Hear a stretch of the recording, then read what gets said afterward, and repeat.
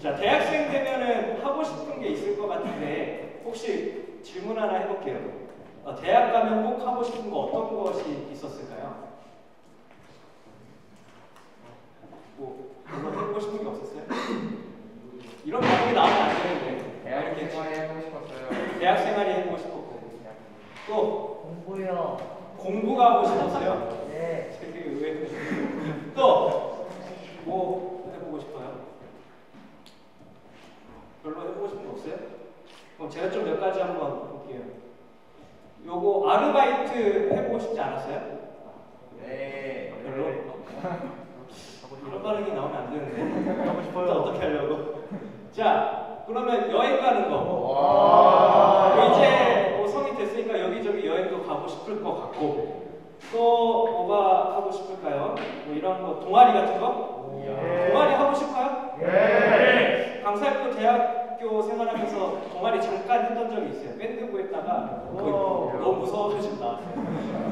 자, 아무튼 자, 또 뭐 이런 거 오리엔테이션 혹시 가보고 싶나요? 네, 이런 것도 새내기 아마 오리엔테이션 할 것 같은데 이런 데도 가보고 싶을 것이고 면허 따고 싶지 않아요? 네. 운전도 하고 싶을 것 같고 또 연애도 해보고 싶을 것 같고 지금 새내기 중에 연애하고 있는 사람 아무튼간 자 그리고 마지막으로 마지막이 아니구나. 자 수강 신청도 해보고 싶고 여러분들이 이제 대학 가면은 스스로 다 시간도 짤 수 있는 거 알아요? 네. 그 막 월요일 금요일 공강해놓고 화수목 이렇게 몰아두고 할 수 있어요. 진짜 좋아요.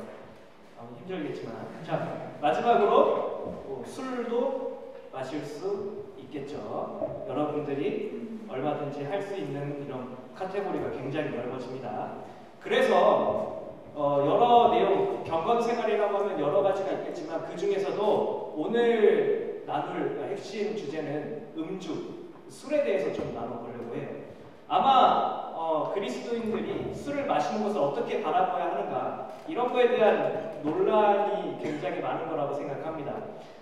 그렇지만 굉장히 많은 이슈가 되고 있기 때문에 여러분들에게 반드시 강조되어야 할 중요한 문제라고 생각해서 이 시간에 술에 대한 내용을 짧게 나눠볼 거예요. 자, 그러면은 중요한 질문인 것 같아요.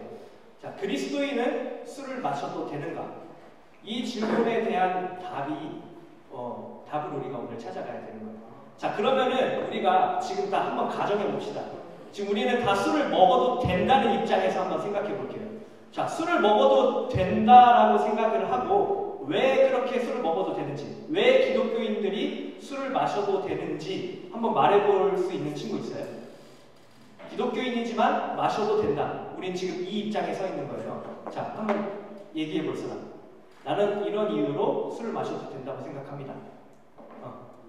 성경에 취하지 말라고 하셨으니까 취하지 않을 정도로 술을 마시면은 취하지 말라 했으니까 취하지 않을 정도로 적당히 마시면 된다. 일리 있는 것 같아요. 또 우리 다 먹어도 되는 입장에서 한번 생각해 보는 거예요. 또 혹시 얘기해 볼 친구 있어요? 별로 없어요? 이러면 안 되는데 시켜야겠다. 나연이 왜 먹어도 된다고 하면은 왜 먹어도 될 수 있을까 우리가? 옛날에 잔치할 때 포도주 마셨으니까. 옛날에 잔치할 때 포도주를 마셨던 적이 있으니까 오늘날 우리도 마셔도 된다. 예, 이 말도 일리가 있는 말인 것 같아요. 자, 또 마지막 또 명연이 한번 말해볼까요? 마셔도 된다고 하면 왜 마셔도 될까? 어렵지. 자, 그러면 이번에 반대로 생각해 볼게요. 우린 절대로 먹으면 안 돼요. 우린 기독교인이니까. 자, 그러면 왜 마시면 안 되는지 마셔도 된다고 하는 사람들을 설득할 수 있는 그 말은 뭘까요? 어떤 게 있을까요? 왜 마시면 안 될까? 뭐라고 얘기할 수 있을까요?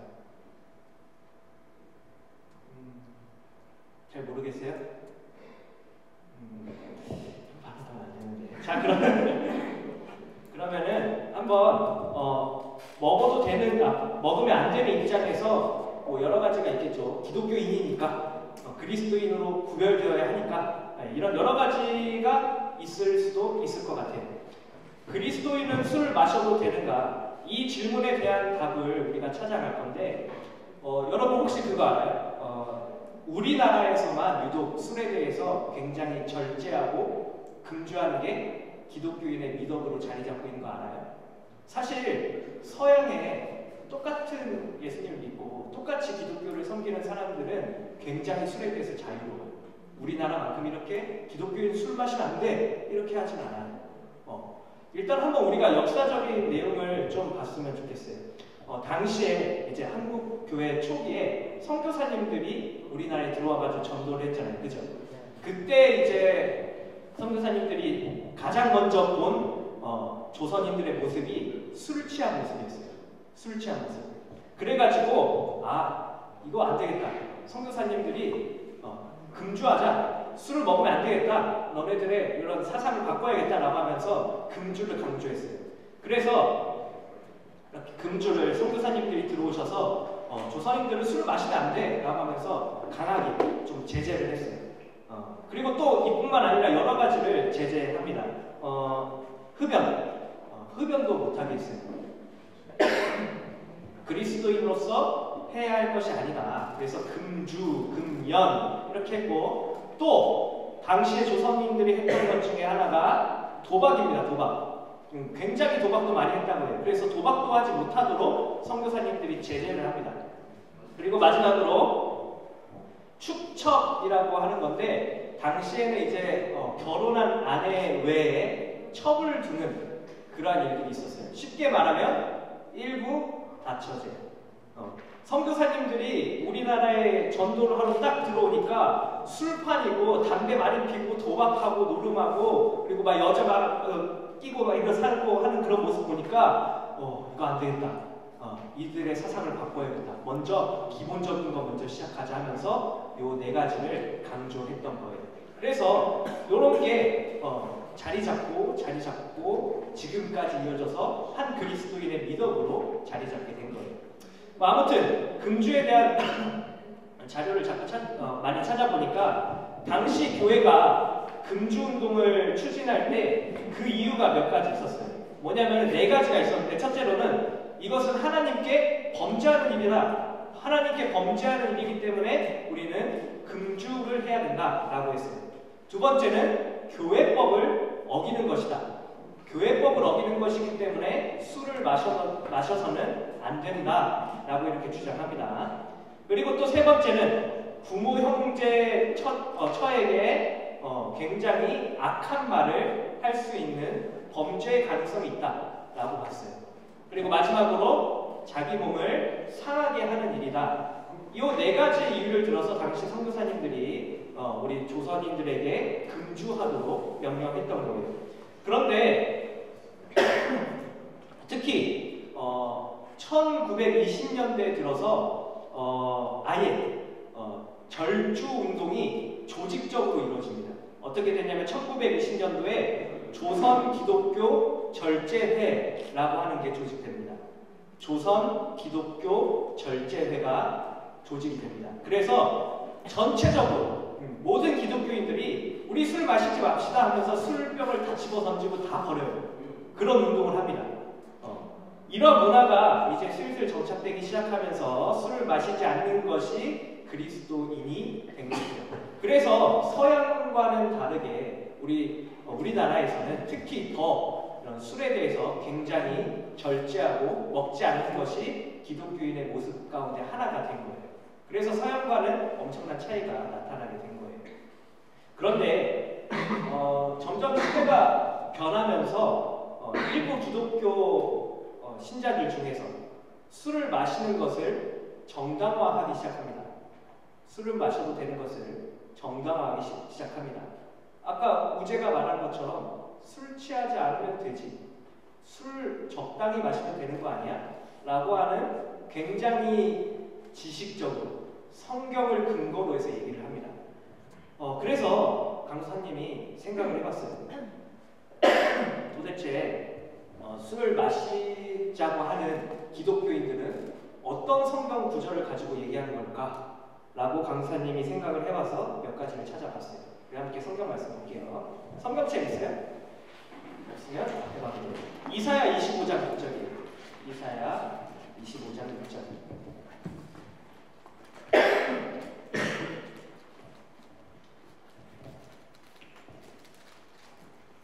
자, 이사야 25장 6절 우리 함께 읽어봅시다. 시작. 만군의 여호와께서 이 산에서 만민을 위하여 기름진 것과 물에 저장하였던 포도주로 연회를 베푸시리니 곧 골수가 가득한 기름진 것과 물에 저장하였던 맑은 포도주로 하실 것이며. 네. 자, 지금 보면은 잔치의 주체자가 누구예요? 말씀해 보면 연회를 누가 베풀어 주신대요? 여호와 하나님이. 여호와 하나님이 그 잔치를 베푸시는데 그 베푸시는 잔치의 주된 메뉴가 뭐예요? 포도주. 그리고 골수가 가득한 기름진 것. 이거는 고기를 말하는 거예요. 지금 여호와 하나님께서 음식을 베푸시는데 거기에 술이 들어가 있습니다. 자, 그러면 우리가 이렇게 생각할 수가 있을 것 같아요. 아, 그러면 하나님께서 술을 베푸셨는데 우리가 안 먹을 수가 있나? 당연히 먹어도 되는 거 아닌가? 이렇게 생각할 수가 있을 것 같아요. 굉장히 술에 대해서 좋게 말하고 있는 성경 구절이죠. 자, 한번 추가로 조금 더 볼게요. 다른 말씀 한번 찾아봅시다. 레위기 23장 13절 말씀이에요. 한번 찾아볼까요?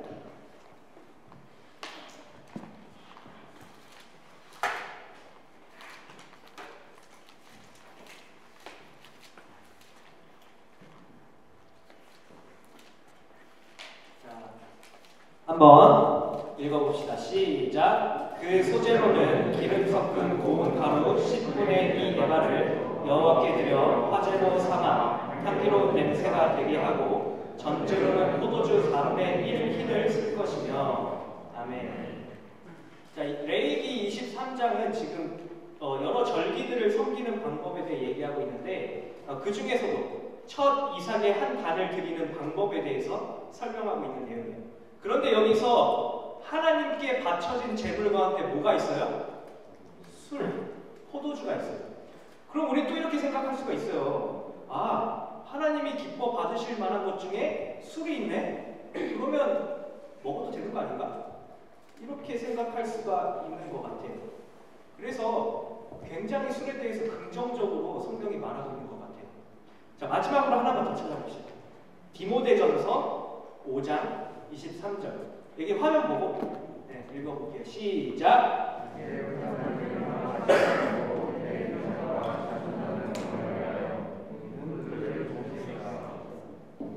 자, 뭐를 쓰래요? 포도주, 술. 이거는 바울이 디모데에게 권면하는 내용이에요. 디모데는 아마도 어떤 위장병 같은 거를 앓고 있었던 것 같아요. 그래서 몸에 약간 병이 있으니까 우리 조금 술을 먹어서 당신의 지금 병을 조금 호전할 수 있도록 그렇게 하십시오. 지금 바울이 술을 먹어라 이렇게 권면하고 있는 내용이에요. 지금 이거 보면은 지금 미칠 것 같죠. 지금 성경에서 술을 말하고 있냐 하니까 아, 마셔도 되는구나. 아마 특강 여기까지 끝내면 여러분 지금 매점에 가서 아마 술 사들고 올 것 같은데 그러면 안 되겠죠. 자, 당시 요 근동지방에서는 물들이 오늘 우리가 먹는 정수물은 아니었어요. 아마 굉장히 오염돼 있고 흙탕물이었겠죠. 뭐 그런 걸 대충 이렇게 끓여서 먹었겠죠. 하지만 그런 게 굉장히 발달되어 있지 않았기 때문에 자주 병이 납니다. 배탈이 나고. 그래서 한 가지 방법은 약간의 술을 타는 거예요. 알코올이 있으면 그게 정화 작용을 하죠. 그래서 물과 술을 섞은 희석주를 말합니다. 그래서 그거는 몸에 굉장히 이로운 영향을 끼친대요. 그래서 이것을 먹어라 이렇게 권면을 한 것입니다. 자, 그러면 우리가 이렇게 생각할 수 있어요. 아, 건강에도 이로운 술 먹어도 되겠네. 하나님께서 기뻐 받으시고 또 하나님께서 또 우리에게 주신 것이니 먹어도 되겠다. 그래서 이런 말씀을 또 주장을 합니다. 하나님께서 지으신 모든 것이 선하다. 자, 이거 정말 단골 메뉴예요. 먹어도 된다고 하는 사람들이 사용하는 대표적인 말씀입니다. 아니 지금 술 먹지 말라고요? 왜요? 하나님이 지으신 거 다 선한데 그럼 술이 악하다는 거예요? 술이 죄라는 거예요? 지금 먹지 말라는 거 하는 게 하나님이 선하신 거고 부정하시는 거예요? 이렇게 얘기한단 말이에요. 정말로 그렇습니다. 아마 여기 카테고리에서 벗어나지 못할 겁니다. 그래서 우리가 지금까지 살펴본 걸 정리하면은 이렇게 주장하는 거예요. 술을 먹어도 되는 사람들은 이렇게 주장하는 거예요. 하나님께서 베풀어 주신 것이고 제사의 한 제물로 사용됐었고 건강에 이로운 것이고 모든 것이 선하고 유익하기 때문에 먹어도 됩니다 라고 이렇게 얘기하는 사람들이 있는 거예요. 자, 그래서 강사님이 요거 외에 또 어떤 이유를 들 수 있을까 고민해가지고 또 한번 적어봤어요. 한 3가지 정도 추가할 수 있을 것 같아요. 구원에 관한 문제가 아니니 먹어도 되지 않나요? 이렇게 얘기할 수 있을 것 같고, 예수님도 포도주 베풀었다. 아까 누가 말했지? 예수님도 포도주를 베풀었으니까 먹어도 된다. 누가 얘기했던 것 같은데, 그지? 그리고 적당히 조절해서 먹으면 된다. 적당히 안 취할 정도로. 간단히 말하면 내 신앙이고 내가 알아서 잘하고 판단하는 건데 왜 굳이 간섭하십니까? 술과 구원은 전혀 관련도 없고 제가 알아서 제가 판단해야 하겠습니다. 제가 맞는 거예요. 제가 신앙생활 잘 아니까요. 제 신앙 제가 잘 아니까요. 요렇게 가고 있는 거예요 지금. 대다수의 술을 먹어도 된다고 하는 사람들이. 그런데 강사님이 강조하고 싶은 거는 요런 생각의 이면에 깔려있는 어떤 사상이 하나 있습니다. 그게 뭐냐면은 포스트 모더니즘이라고 하는 사상이에요. 이게 뭐냐면은 핵심은 탈중앙화 그리고 노 텍스트. 이게 뭐냐면은 어떤 기준이라는 게 없어요. 교과서가 없는 거예요. 누구도 틀렸다고 얘기할 수가 없는 거예요. 기준이 내가 되는 겁니다. 굉장히 이성적인 거예요. 굉장히 자기중심적인 거예요. 요것을 우리는 간단히 포스트 모더니즘이라고 합니다. 그래서 요걸 굉장히 쉽게 말하면은 누구도 틀린 것이 아니라 다른 것이다 라고 이렇게 바라보는 게 포스트 모더니즘.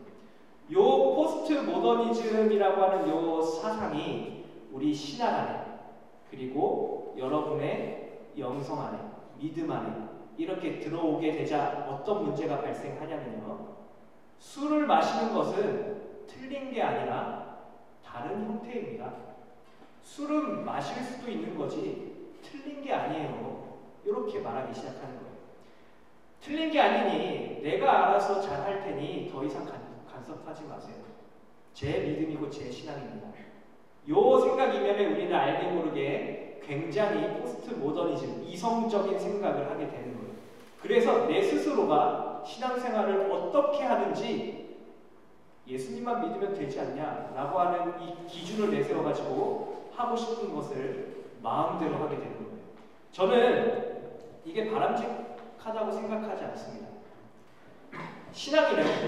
신앙인은 기독 신자는 목회자의 지도와 권면을 따라야 됩니다. 그리고 목회자는 성도가 바른 길을 걸을 수 있도록 올바른 신앙생활을 할 수 있도록 권면해야 할 필요가 있습니다.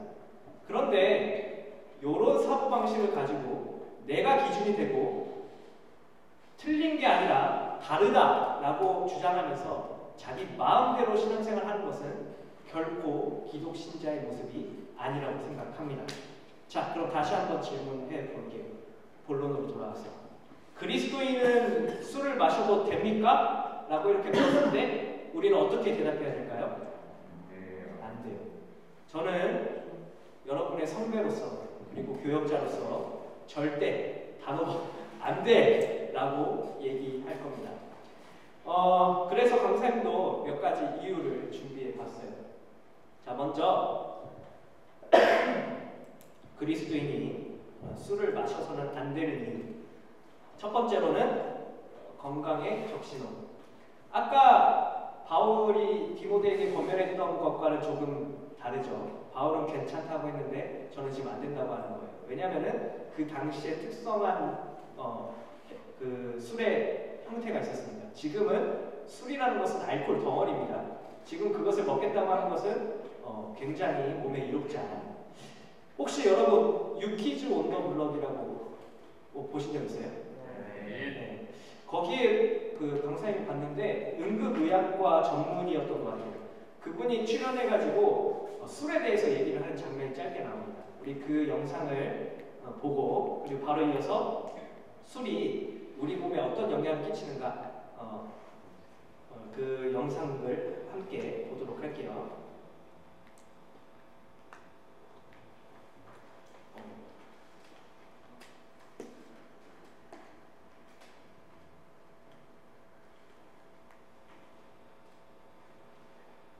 자, 영상을 보도록 하겠습니다.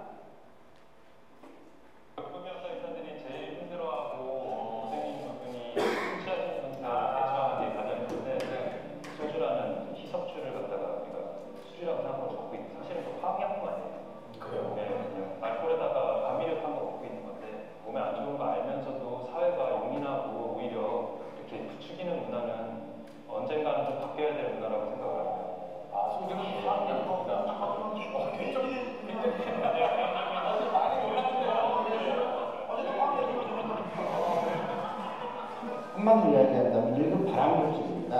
그래서 머리끝부터 발끝까지 여러 가지 악영향을 미칩니다. 예를 들어서 뇌에 있는 그 뇌신경세포를 억제하기도 하고요. 간에서 간 개선에 영향을 미쳐서 지방간, 간염, 간경화를 일으킬 수도 있고 또 혈관의 그 차력성을 떨어뜨려서 동맥경화를 일으킬 수도 있습니다.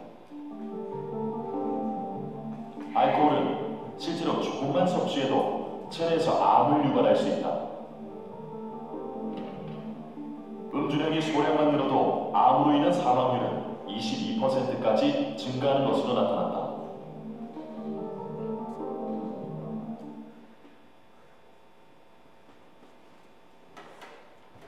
자, 잘 봤어요? 네. 자, 술은 사실 굉장히 몸에 안 좋은 영향을 끼칩니다.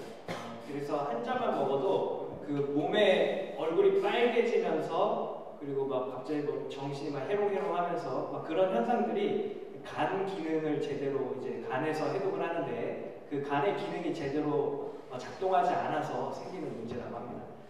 그래서 자주 먹으면 먹을수록 이게 얼굴 홍조 현상이 굉장히 진하게 나타나고 그게 이제 뭐 어떤 세포 이름이 있었어요. 그 세포가 발암물질인데 그게 점점 체내에 쌓이게 됩니다. 그래서 간암을 유발하고 각종 질병을 유발하는 것이 바로 술입니다. 그래서 과거 이제 디모데가 먹었던 그런 포도주랑은 비교해 봤을 때 굉장히 지금 오늘날 우리가 먹고 있는 이 술이라는 것은 화학 용품이고 아까 말했듯이 화학 약품이고 그리고 특히 뭐 소주랑 맥주랑 섞어서 먹는 소맥 이런 것들은 정말 몸에 안 좋겠죠. 혹시 먹고 있는 친구들 있으면 끊으세요. 제가 건강에 안 좋습니다. 자, 그리고 두 번째로 이런 이유가 있어요. 판단력 저하 그리고 범죄의 가능성이 굉장히 높습니다. 여러분 뉴스 보면은 음주 때문에 발생하는 사건이 굉장히 많죠. 네. 특히 어떤 사고가 굉장히 많은 것 같아요. 음주운전 때문에 사람이 죽습니다. 정말. 그리고 제가 오늘 여기 올라오면서 기사를 하나 봤는데 그 술을 마신 것 같아요. 근데 가만히 서 있는 행위를 갑자기 폭행을 합니다. 그리고 나서 이제 체포되고 술 좀 깨고 이제 물어보니까 당시 왜 그러셨습니까 하니까 뭐라고 말했을 것 같아요? 기억이 안 납니다. 술 마셔가지고 판단력도 없고 범죄도 굉장히 양산하는 그런 게 바로 술입니다. 그래서 지금 영상을 또 하나 보여줄 거예요. 아마 이 영상 보면 여러분 굉장히 화가 날 겁니다. 저도 이거 보고 정말 화가 많이 났어요. 과연 술을 먹은 사람들이 음주운전을 하고 사고를 내는 장면입니다. 근데 그 블랙박스 안에 녹음된 음성을 한번 잘 들어보세요. 과연 술을 먹은 사람이 사고를 내고 어떤 말을 하는지 한번 잘 들어보세요. 지난달 3일 경기도 의정부에서 음주운전 차량이 오토바이를 타고 20대 청년을 치어 숨지게 하는 사건이 발생했는데요. 사고 당시 블랙박스에 담긴 가해자들의 대화가 공개되면서 큰 충격을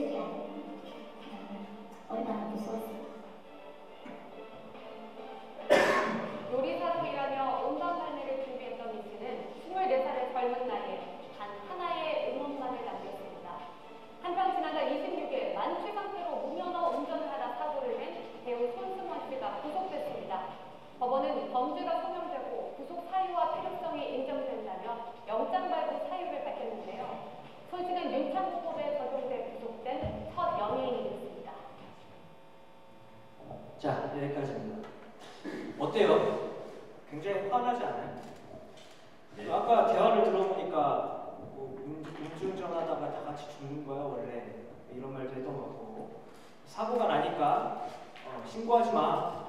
형 바꿔줘. 나 징역 살아. 지금 음주운전 한 사람씩 이런 얘기를 하는 거예요. 술을 마시고. 그 운전자가 이제 사고를 내고 그 오토바이 운전했던 사람은 차에 2번, 3번 이렇게 추가로 더 2차 사고가 나고 결국엔 죽었습니다.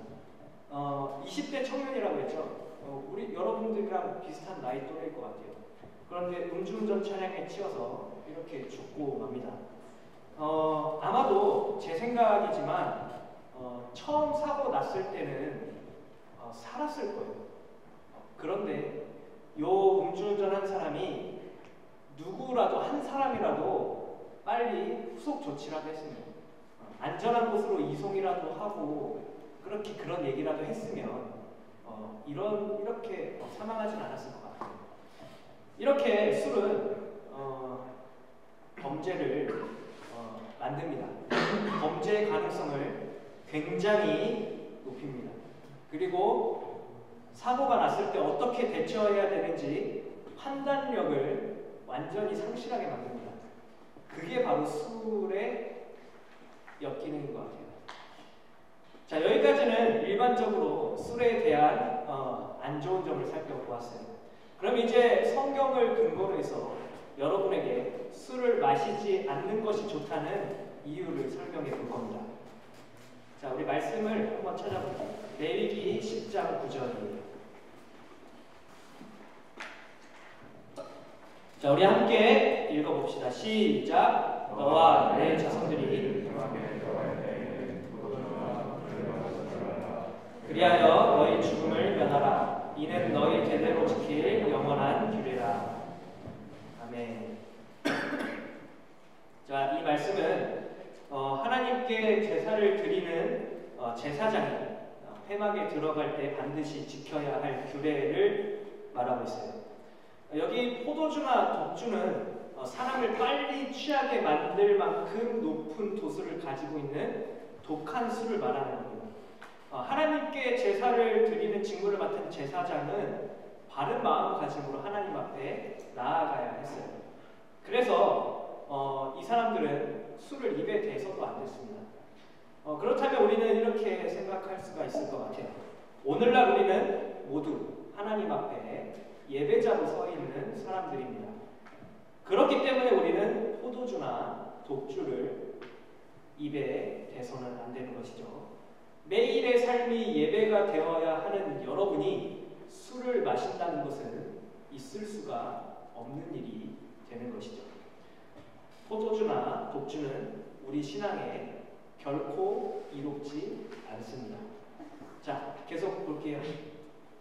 사사기 13장 7절 말씀을 찾아봤어요. 여러분이 아마 잘 알고 있는 나실인에 대한 얘기입니다. 자, 한번 읽어볼게요. 시작. 그가 내게 이르기를 보라, 내가 임신하여 이제 포도주와 독주를 마시지 말며 어떤 부정한 것도 먹지 말라. 이 아이는 태에서부터 그가 죽는 날까지 하나님께 바쳐진 나실인이 되리라 하더이다. 아멘. 이건 나실인에 대한 규례를 말해요. 여러분 혹시 나실인 들어봤어요?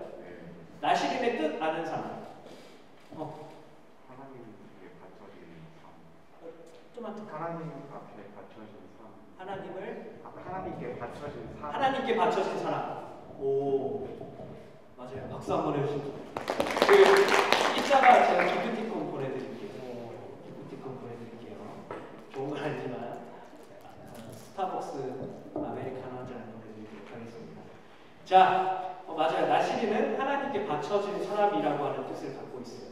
구별된 사람, 성별된 사람, 이런 뜻을 가지고 있는 것이죠. 쉽게 말해서 하나님의 종을 말하는 거예요. 이런 나실인은 절대로 하지 말아야 될 것이 있었는데 포도주와 독주, 술이죠. 술을 하지 말아야 하는 거예요. 왜냐하면 하나님께 바쳐진 사람이기 때문에. 자, 그럼 우리가 이렇게 생각할 수 있어요. 우리는 오늘 전부 다 하나님 앞에 구별되고 바쳐진 사람들이에요. 하나님을 섬기는 기독 신자입니다. 하나님의 택자 구원의 은혜를 입은 특별한 사람들이에요. 그렇기 때문에 포도주나 독주를 가까이 하는 것은 신앙인의 모습이 결코 아니라고 할 수가 있습니다. 다음으로 자, 한번 따라 읽어봅시다. 시작. 나태와 정정히 행하고 강탈하거나 술 취하지 말며 음란하거나 어색하지 말며 다투거나 시기하지 말고. 아멘. 자, 로마서 13장 13절의 말씀인데 요거는 이제 사도 바울이 당시 성도들에게 자다가 깰 때다. 지금은 자다가 깰 때다. 종말을 준비하자. 아침이 점점 밝아오고 있으니 우리 잠에서 깨자 라고 이렇게 말을 하면서 우리가 신앙인으로서 지켜야 할 여러 내용들을 말합니다. 낮에와 같이 단정히 행하는 것, 그리고 방탕하거나 술 취하지 않는 것, 음란하거나 호색하지 않는 것, 다투거나 시기하지 않는 것. 중요한 것은 강조되어야 할 것은 술 취하지 말며겠죠. 술 취하지 말라는 것은 술을 먹지 말라는 얘기입니다. 아까 술을 취하지 않을 정도만 마시면 돼요. 이 문제가 아니라 술을 먹지 말라는 거예요. 그래서 거룩한 성도가 이러한 술 취함에 빠져 사는 것은 결코 옳은 모습이 아닙니다. 그래서 술을 마시는 이유를 정리하면 하나님께 예배드리는 자는 술 마시면 안 됩니다. 하나님께 구별된 우리들은 술을 마셔서는 안 된다. 술을 취하지 말고 오히려 성화를 이루어내야 된다. 성화는 거룩하게 살아가는 것. 우리는 부족하지만 매 순간 거룩하게 살아가려고 노력을 해야 되는 거예요. 그 노력하는 과정에서 술 먹고 거룩해질 수는 없다고 생각합니다. 혹시 이 중에 이렇게 생각할 수도 있을 것 같아요. 저는 이런 거 다 지키면서 술을 먹을 수 있어요. 저는 범죄도 안 저릴 자신 있고요. 저는 적당히 마실 자신도 있어요. 이렇게 말을 할 친구가 있을 것 같아요. 강사님이 성경인물 한 명을 소개할게요. 여러분 노아라고 들어봤어요? 노아가 무슨 일 했죠? 방주를 만들었죠. 방주를 만든 굉장히 멋진 일을 한 사람이 노아입니다. 그래서 성경은 노아를 어떻게 소개하고 있는지 알아요? 뭐라고 표현하는지 알아요? 노아에 대해서? 이렇게 얘기합니다. 노아는 당세의 완전한 자라고 얘기를 해요. 당세의 완전한 자, 정말 거룩하고 정말 누구보다 하나님을 신실하게 섬기는 사람이 노아였어요. 그런데 노아가 무슨 죄에 빠졌는지 알아요? 술을 먹겠죠. 지금 술이니까. 노아가 술을 먹습니다. 그것도 자기 딸들과 함께 술을 마십니다. 그리고 자기 딸들과 잠자리를 갖습니다. 그리고 자식을 낳습니다. 즉 근친상간이 이루어지는 거예요. 술을 먹고 노아가 완전히 실패한 거예요. 여러분, 노아만큼 여러분 신실하게 하나님을 섬기는 사람들일까요? 우리가? 노아만큼 아무것도 없는 상태에서 갑자기 배지어 이렇게 했는데 배짓고 하나님의 명령을 기다리고 늘 순종하는 자세로 기다리는 정말 신실한 노아만큼이나 신실하다고 우리 자부할 수 있을까요? 저는 없다고 생각합니다. 그런 우리들이 한 잔 먹고 두 잔 먹고 세 잔 먹고 하면서 정신이 혼미해지고 판단력이 흐려지고 건강은 상하고 갑자기 모든 게 짜증나기 시작하고 어떤 사람은 막 울고 있겠구만. 저는 술이라는 게 죄의 가능성을 굉장히 높인다고 생각합니다. 그렇기 때문에 죄의 가능성을 높이는 그 술을 입에 대어서는 안 된다고 생각해요. 누구도 자신할 수가 없는 겁니다. 내 신앙이, 나는 신앙이 굉장히 좋아 라고 이렇게 생각하면서 술을 입에 대는 순간 한 잔이 두 잔이 됩니다. 두 잔이 세 잔이 되고 이것저것 합쳐보고 마십니다.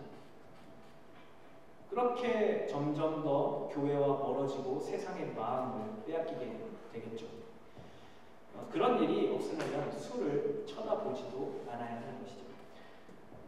이런 말씀이 있는데 강사님이 특별히, 정말 특별히 여러분에게 정말 강조하고 싶은 다른 성경 구절이 있어요. 이 말씀인데 한번 읽어볼까요? 시작! 그런즉 너희의 죄가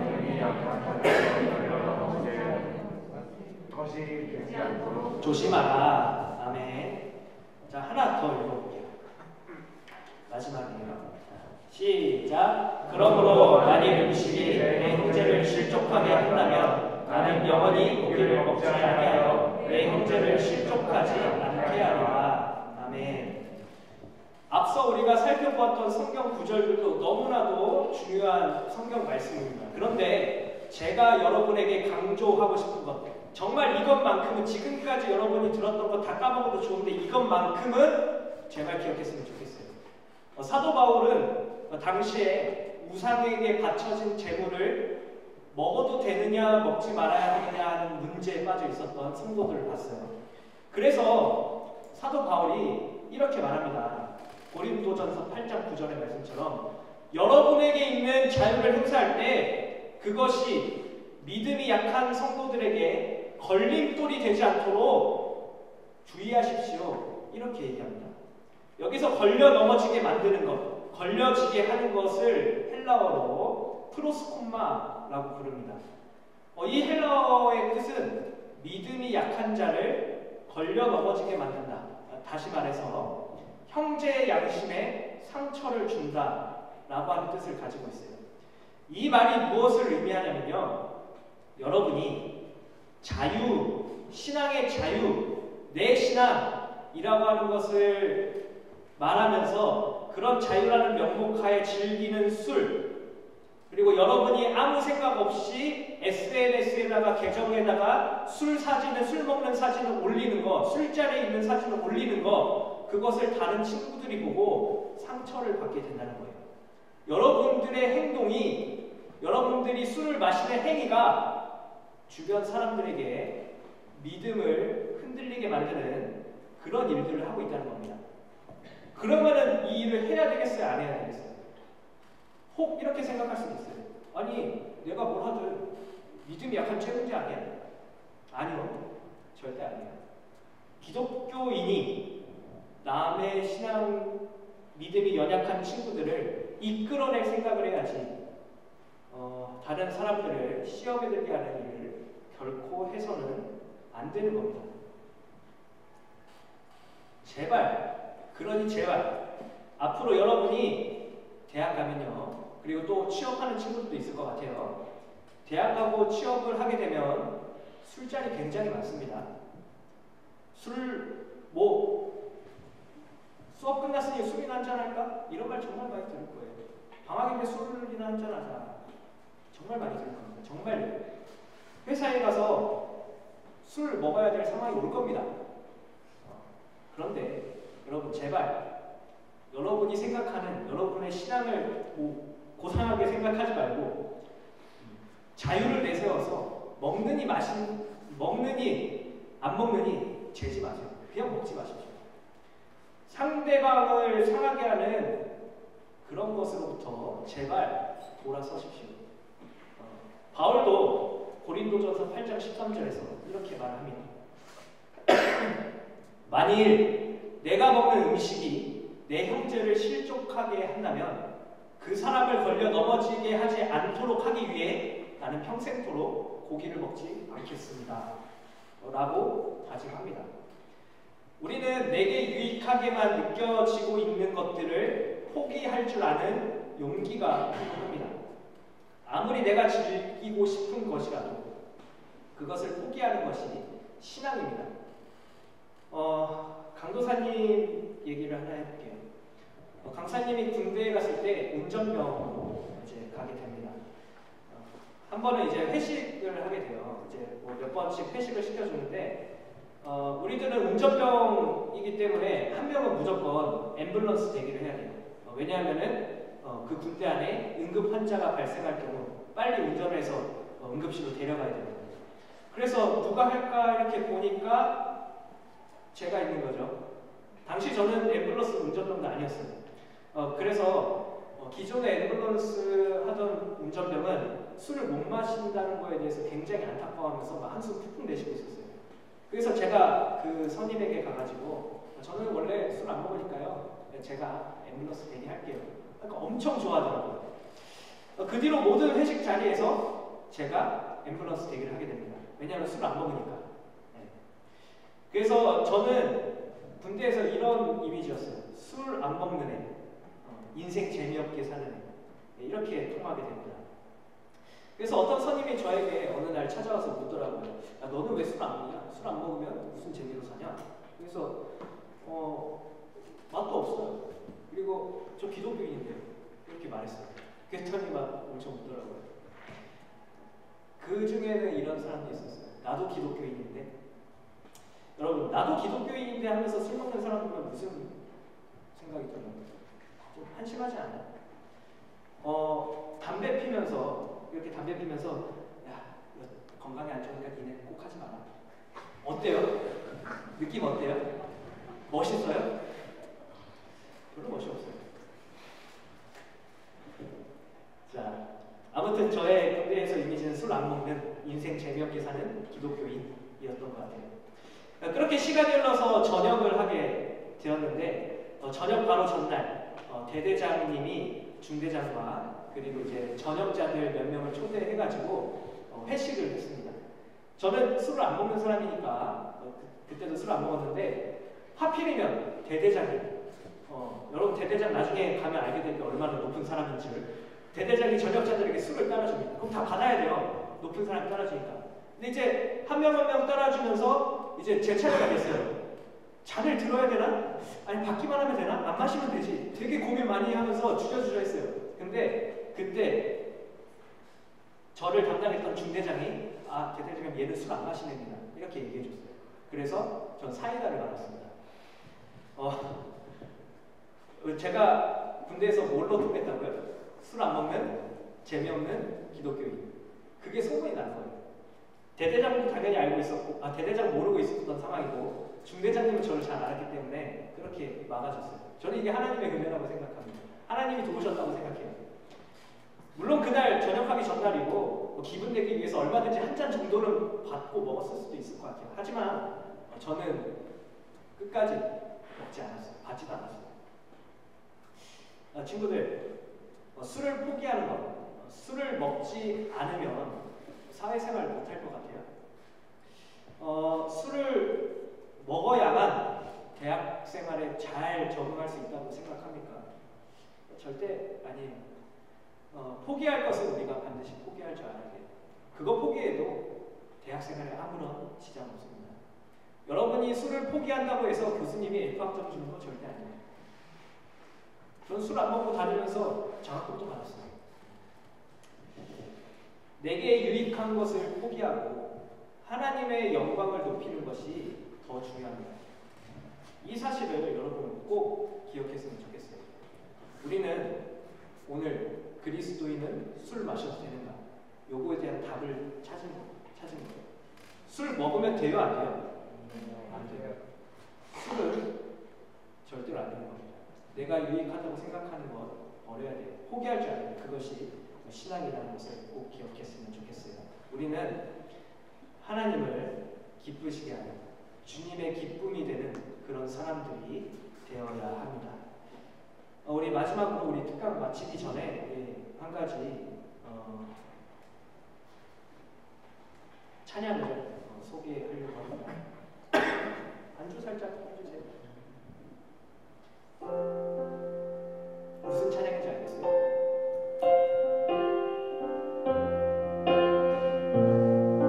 알겠어요? 뭐 같아요? 요 찬양의 가사는 내가 원하는 한 가지 주님의 기쁨이 되는 것. 이 찬양은 나 주님의 기쁨이 되는 것입니다. 앞으로 우리 친구들이 새내기가 되어서 대학에 진학하면 취업하게 되면 정말 세상 문화가 많을 텐데 강사님 바라기는 여러분의 SFC 선배님이 바라는 거는 찬양의 가사처럼 그 주님의 기쁨이 되는 삶을 살았으면 좋겠어요. 주님의 기쁨이 되는 삶에는 술이라는 것은 없습니다. 우리 이 시간에 찬양 불러보고 우리 제가 기도하고 마칠게요.